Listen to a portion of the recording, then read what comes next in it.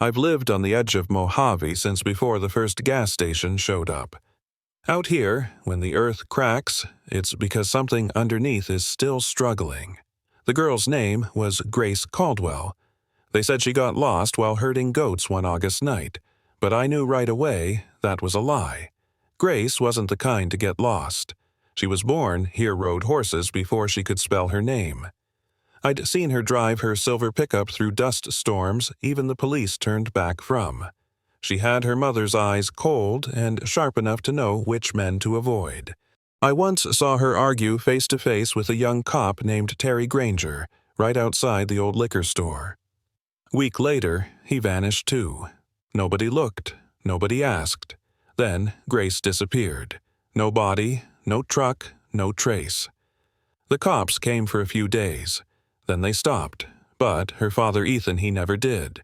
Every day, he'd drive out quiet and alone, marking old dry wells on a map like he was tracking ghosts. And then, last week, some oil rig crew hit metal drilling into an old capped well south of town. When they pulled it up, it was a silver Ford Ranger. Rusted, cracked windshield.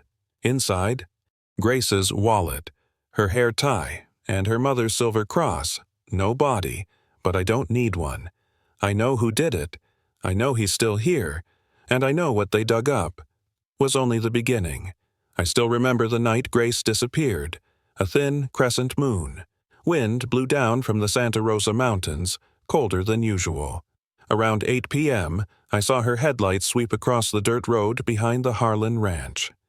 Same engine sound as always her 2002 Ford Ranger. No rush. She drove steady, like she always did, heading west to round up the goats. I knew that path. No streetlights, no houses. Just an old well, abandoned before my father was born. Maybe 30 minutes later, an unmarked SUV came the other way. No headlights. Didn't use the road cut straight across the open field. I was sitting on my porch with a beer, and I knew right then something was wrong. Folks around here don't drive SUVs, and nobody heads out there after dark, except Grace. Next morning, Ethan, her dad, was driving like a man possessed. I saw him pass the gas station 3 times in the same hour, asking if anyone had seen his daughter. His hands shook, but his eyes were cold steel. He knew. Hell, I think he knew the night before, just didn't want to believe it. 3 days later, the cops showed up. Leading the charge was Sheriff Ridge, always smiling, but his eyes never matched. He asked a few questions, nothing serious. Said maybe Grace left on her own. That made me sick. A girl like Grace rooted in this land like the mesquite trees running off? Not a chance. I told Ridge straight, "What about the SUV I saw? No lights, no plates." He turned to me, squinting. Didn't write a word down. Just said, "You sure you didn't see wrong?" I looked him in the eye, and right then I knew. He wasn't asking because he didn't know. He was asking to make sure I didn't know too much. The investigation died like a dog in the dust. Grace became one of those names people avoided saying out loud. Ethan disappeared too, not physically, but from church, from town fairs, from the bar stools he used to warm. I only saw him driving out with maps, marking places where a body could be buried deep without being noticed. 10 years passed. The desert swallowed everything. Then that oil rig drilled down. Hit something in a place nobody expected. An old capped well, sealed with a boulder. Not by chance, on purpose. And when they pulled that truck out of the ground, I was there. Standing in the crowd. Watching. And I knew. Grace didn't drive to that well. Someone brought the truck there, and someone still living in this town, someone we nod at the diner or pass on Sundays, put it there. I used to think that when someone vanished in Mojave, it was because the desert chose them. The heat, the rattlesnakes, the dry wells. Sometimes you don't need a killer for a body to disappear, but this time was different. Grace wasn't chosen. She was handled. After the truck got pulled up, the town pretended to be shocked. News crews came for a few days. State investigators showed up with tents and yellow tape. Suddenly, people were saying Grace's name again, the same name they'd buried 10 years ago. I stayed on the edges, watching. Among the crowd that day, there was a man who didn't belong. Graying hair, worn-out boots, eyes locked on the truck like he was counting the rust. Later, I learned his name, Barry Granger. Younger brother of Terry Granger, the traffic cop who vanished not long after Grace did. The official story: Terry resigned and moved to Mexico. It sounded fake then. Still sounds fake now. Terry was the kind of man who polished his badge every morning. He loved being a cop. The kind of guy who put his patrol car on Christmas cards. You don't just walk away from that life without a word, unless someone makes you. Barry told us he'd been searching for Terry for 9 years. No leads, no forwarding address, no goodbye. And then, the very day they dig up Grace's truck, he shows up in town. Coincidence? No. In Mojave, nothing is a coincidence. And then came the strangest part. Sheriff Ridge. The same man who led Grace's original investigation showed up at the dig site himself. I saw him standing near the exposed dirt, eyes locked on the evidence. His face wasn't surprised. It was something else. Anger. The kind of anger you feel when someone opens a door you thought you'd nailed shut. That's when I knew. Grace didn't disappear in a storm. She wasn't trafficked. She didn't run. She was silenced by someone who knew the land, knew the system, someone with power. That night, at the local bar, when it was just a few regulars left, Barry and Ethan met face to face. I sat at the end of the bar, just listening. Barry asked quietly, "Do you remember who handled the highway camera footage back then?" Ethan looked up. "Your brother, Terry." A long pause. Then Barry whispered, like he was choking on it, "And did you ever wonder why Terry disappeared after that?" I looked at Ethan. He didn't answer, but I saw his hand tighten around his glass until it nearly cracked. Quinty. Next morning, Sheriff Ridge left the station early. No backup, no announcement, just him and an old silver SUV. Barry and Ethan? They followed. And from that moment on, everything started to crack. I didn't go with them, but I knew Barry and Ethan were tailing Sheriff Ridge out of town that morning. They weren't professionals. They weren't detectives. Just two men pushed to the edge with nothing left to lose.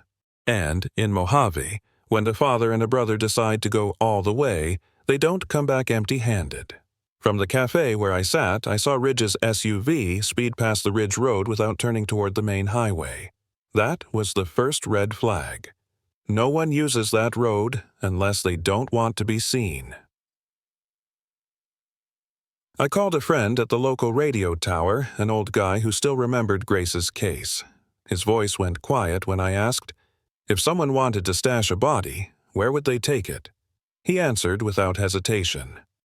Abandoned ranch down by Rattlesnake Gulch. Only spot out here where you lose radio and cell signal. I didn't say anything, just let out a long exhale. That's the place. Toward evening, Barry called. His voice was dry like someone who'd just seen something he wished he hadn't. We saw another car pull into the ranch. 3 men got out, dragged someone from the back seat, tied up, blindfolded. They opened Ridge's trunk and threw the person in. I didn't answer. I just looked out at the desert sky, a tied body, an open trunk, and a sheriff who never got out of his vehicle. He wasn't scared. He'd done this before. Barry and Ethan called Detective Rodriguez as soon as Ridge left the ranch. They followed him. Careful, quiet. Rodriguez triggered a bolo, put out an alert to intercept the sheriff's SUV. But I knew if Ridge was transporting someone, stopping the car wasn't enough. What Rodriguez didn't know, but I knew, was that the road Ridge was heading down. He wasn't alone out there. There were others. Guys I'd seen around supply stores late at night. Guys no one asked questions about. Guys the local deputies suddenly turned their backs on when they walked in.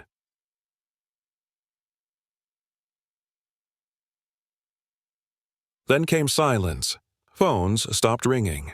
No one came back to town, only whispers did, whispers that said a girl had been found in a condition no one wanted to describe, that a police officer had been arrested, his hand still stained with dried blood and a padlock he never meant to unlock. And that. Sheriff Ridge, before being shoved into the back of a cruiser, growled his last words. "You people have no idea what you just dug up." And he was right. We had just hit something Mojave had tried to bury for 10 years. The news spread within hours, not from the police, from the people who were there. The hospital nurse, the paramedic, the old doctor who'd once patched Grace up when she was 12. They whispered it, like saying it too loud might break the world. Grace was alive.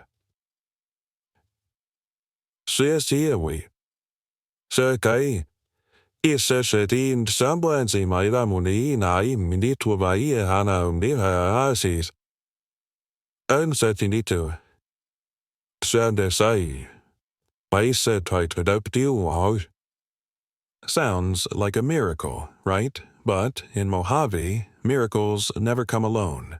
She was found in Ridge's SUV, half-conscious, bruised head to toe, skin stretched over bones, fingernails cracked and bleeding, wrists still marked from being tied. And the worst part? No one knew where she'd been held. Not for 9 years. No address, no cameras. No one had heard a scream.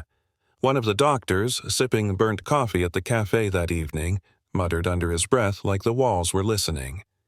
She didn't die, but her body went through things. No survivor should have to remember. That same night, I heard that Terry Granger, the cop brother who vanished, had also been found. Locked inside some underground drug site near the state border. His body looked like it had been taken apart and stitched back together with scar tissue and rusted wire. They said they found him because of Grace's testimony, but I don't believe that. I believe Barry and Ethan were the ones who cracked it open. They kicked down a door the whole state had kept locked for years. They just didn't know what came crawling out would swallow more than just the past. That night, I sat on my porch, lit a cigarette, and stared south, toward the busted drug site, toward the place Ridge had visited 100 times without raising a single question. The sky blinked with chopper lights, flashing sirens, news crews everywhere, but no one pointed their cameras back at our town. No one asked, why Ridge? Why didn't anyone ever suspect him not once in 9 whole years? I knew the answer.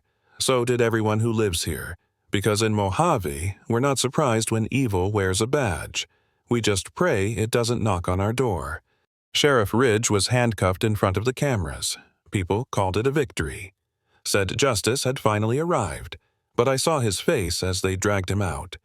There was no fear, only rage, and something else, unfinished business. He stayed silent in the interrogation room.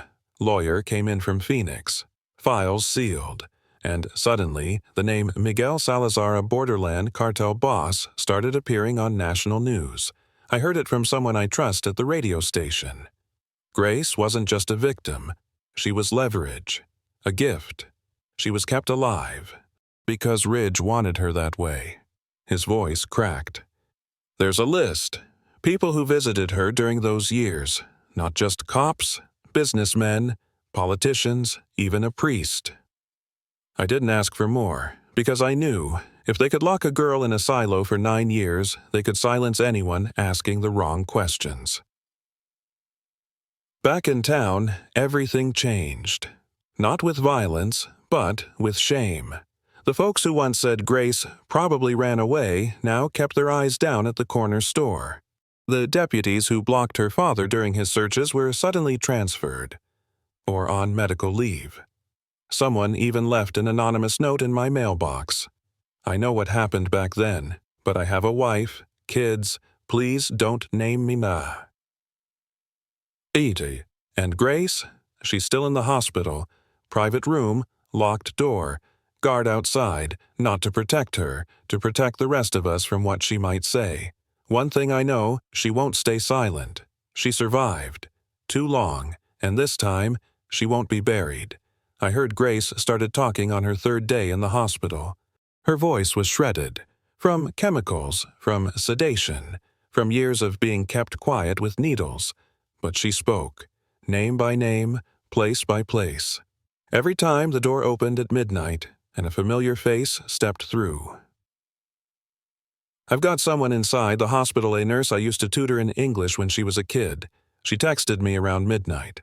Uncle, I don't know what to do. She just named 3 men still living here. One's a bank officer, one's a firefighter, the last is a middle school teacher.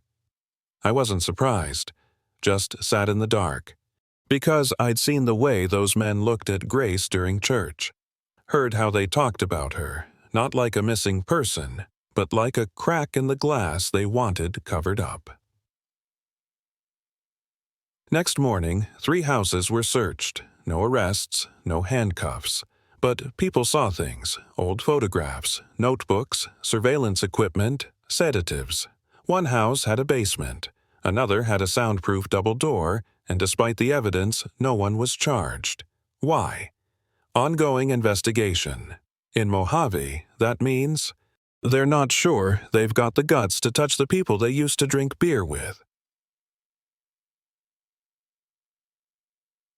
Grace kept talking, even when the doctors told her to rest, even when the police asked for a break. She spoke through it all. She described every day in that silo. When she was injected. When she was taken out, like a possession. Who rode along with Ridge. Who called him father. I listened to the retellings with a chill in my blood. Not because of the details, but because of the silence from those who knew and chose not to speak. That night, the town went still. No cars after 10, no porch lights, just a faint glow from the hospital. The only place left where anyone dared to believe the devil had worn a neighbor's face. And Grace, not the cops, not the reporters.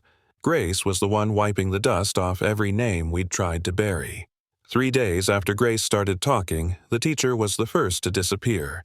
His car was found abandoned on the Rattlesnake Bridge. No suicide note, no cameras, no witnesses. Just one strange detail. The trunk was left open, with a Bible inside and an old key.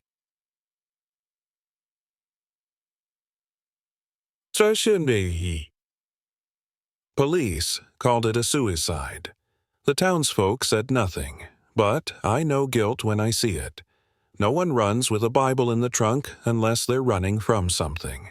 The next night, fire broke out at the old ranch down south the one Ridge used to frequent. The blaze started just after midnight. No one saw it coming, and no one got there in time. By the time firefighters arrived, the main building was ash. Only the half-burned concrete bunker survived. And inside that bunker, they found soundproofed walls, and in one corner, an intact hard drive. Gee. The news didn't say what was on it, but I have a friend in IT. All he texted me was, it wasn't the first time, it wasn't just Grace, and it wasn't just Mojave. That same day, Grace was moved to a hospital in Phoenix. Security reasons, they said. Ethan went with her. Barry followed in a car with no plates. No one in town knows where she is now. Maybe that's for the best. I stayed behind. Watched the town peel apart like summer paint on a hot shed wall. The pharmacy shut down permanently. 3 houses boarded up. A car went off the canyon road after midnight. No driver found. No shootouts. No protests. Just a town quietly digging its own grave. And the final house, Sheriff Ridge's, was finally searched. No one expected much. It was just a tidy home with white fences and a trimmed lawn. But when they opened the basement, there were no torture tools, no weapons. Just a room full of labeled folders, files organized by color, files of every person who had disappeared over the past 25 years. Names we thought were accidents, illness, bad luck, destiny. It hasn't rained in Mojave for over a month now, not a single drop. The kind of dry where even the earth gives up cracking, just lays still like it's tired. That's what the town feels like now. No one talks about Grace anymore. No one asks if the case is closed, because we all know nothing ends in Mojave. It just goes quiet and waits its turn. I still walk past Ridge's old house every morning, now sealed with concrete. That white picket fence he used to repaint every spring? Covered in dust. No one touches it, not because we're scared of him, but because no one's sure what's still in there, waiting. Choi. Last Friday night I got a small package, no return address, no name. Inside was a copy of the colored file index from Ridge's basement. The first name on it, Elena Gutierrez. I remember her, the pregnant woman who disappeared in 2007. They said she moved to another state to find her ex-husband. Now I know she never left Mojave. She just disappeared on schedule. I sat alone with that list. Didn't turn it in, didn't burn it, just read the names, one by one, each year. Each lie this town helped keep quiet, and I thought of Grace.